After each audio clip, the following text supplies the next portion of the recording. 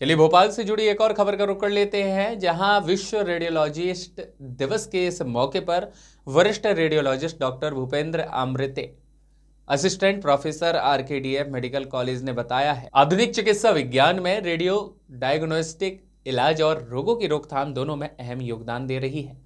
उन्होंने यह भी बताया कि आज एक्सरे, सीटी स्कैन, एमआरआई और अल्ट्रासाउंड जैसे तकनीक उपकरणों की मदद से डॉक्टर न केवल रोगों का सटीक निदान कर पा रहे हैं, बल्कि इंटरवेंशनल रेडियोलॉजी के जरिए रोगों का इलाज भी संभव कर सके हैं।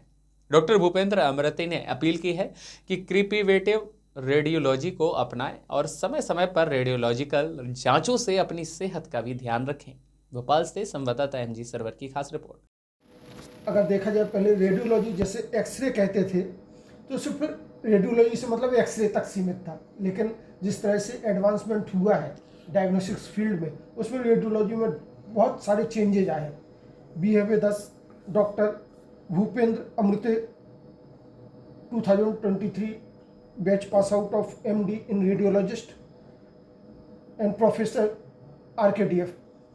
डॉक्टर साहब, रेडियोलॉजी जनरल पब्लिक के लिए क्या मतलब है? रेडियोलॉजी जनरल पब्लिक के लिए आज के समय में बहुत ही ज़रूरी है। आप किसी भी डिजीज़ के डायग्नोसिस के लिए सर्वप्रथम रेडियोलॉजिस्ट के पास ही जाते हैं। पहले एक्सरे ही था, लेकिन धीरे धीरे रेडियोलॉजी डेवलप हुई, अल्ट्रासाउंड आया, सीटी स्कैन आया, एमआरआई आई। तो जो बहुत सी चीज़ें पहले डायग्नोज नहीं हो पाती थी, आजकल बहुत अच्छे से डायग्नोज हो रही है। वो कहा भी जाता कि अगर proper diagnosis is better than cure. या जो अच्छा डायग्नोसिस है तो अच्छा इलाज है, और वही सबसे मरीज के लिए फ़ायदेमंद चीज़ है। आज के समय में अल्ट्रासाउंड वाली मशीनें भी इतनी उन्नत किस्म की हो गई है कि जैसे बच्चों में बहुत सारी कंजेनाइटल एनामलीज होती है, वो बहुत जल्दी डिटेक्ट हो पाती है। प्रेगनेंसी में भी डिटेक्ट बिल्कुल बिल्कुल, वो बहुत पहले डिटेक्ट हो जाती है।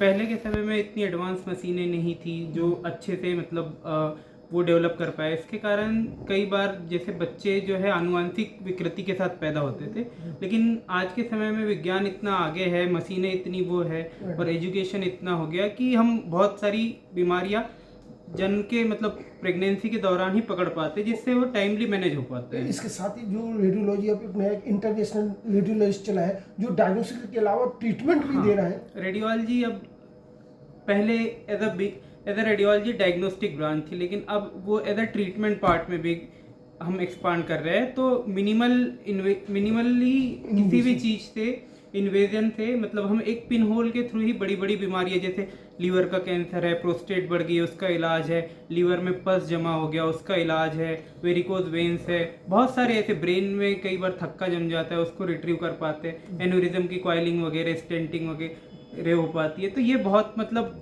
एक रेडियोलॉजी का एक नया एक तरीके से आयाम है।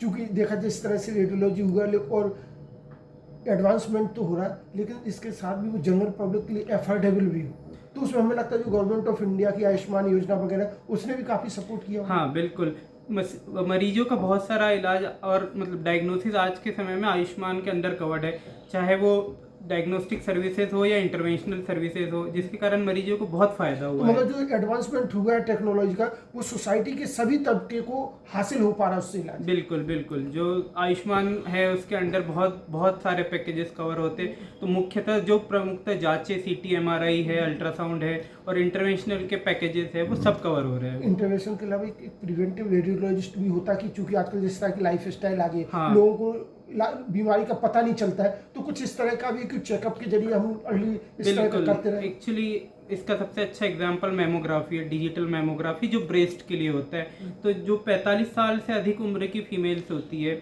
यूजुअली सेल्फ ब्रेस्ट एग्जामिनेशन के साथ एक ईयरली मेमोग्राफी भी बहुत ही योगदान देती है for detection of early cancer. तो उम्मीद करें कि जिस तरह का एडवांसमेंट हुआ रेडियोलॉजिस्ट में और जिस तरह की बड़ी भूमिका इलाज में रेडियोलॉजिस्ट निभा रहे हैं, ये उम्मीद की किरण है। Thank you very much. Thank you.